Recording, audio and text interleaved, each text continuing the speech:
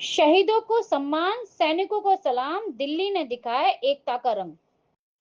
देश की रक्षा में वीर सैनिकों की बहादुरी को सलाम करने और ऑपरेशन सिंदूर की सफलता का जश्न मनाने के लिए राजधानी दिल्ली की लाजपत नगर में एक शौर्य अभिनंदन यात्रा निकाली गई। इस यात्रा में हिस्सा लिया सर समाज, एनजीओ, आरडब्ल्यूओ, स्वयंसेवी संस्थाओं और वीर शहीदों के परिजनों ने। देशभक्ति की भावना से ओत-प्रोत इस आयोजन ने सभी के दिलों को छू लिया।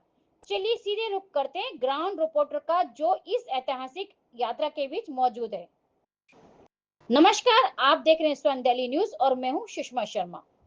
दिल्ली के लाजपत नगर में जहां आजादी और राष्ट्रभक्ति के रंग में रंगी हुई ये शौर्य अभिनंदन यात्रा निकाली गई है।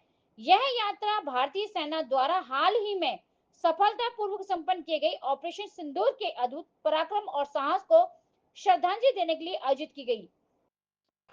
यह यात्रा भारतीय सेना द्वारा हाल ही में सफलतापूर्वक संपन्न किए गई ऑपरेशन सिंदूर के अद्भुत पराक्रम और साहस को श्रद्धांजलि देने के लिए आयोजित की गई।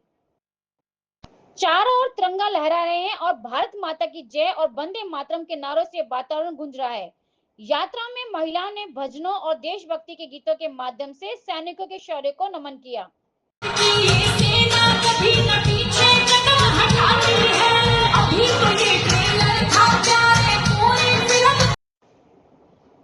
कार्यक्रम में उपस्थित वरिष्ठ अधिवक्ता श्रीमती मोनिका अरोड़ा ने बताया, ऑपरेशन सिंधु सिर्फ एक सैन्य सफलता नहीं है, ये भारत की रणनीति की ताकत और हमारे जवानों के साहस का प्रतीक भी है।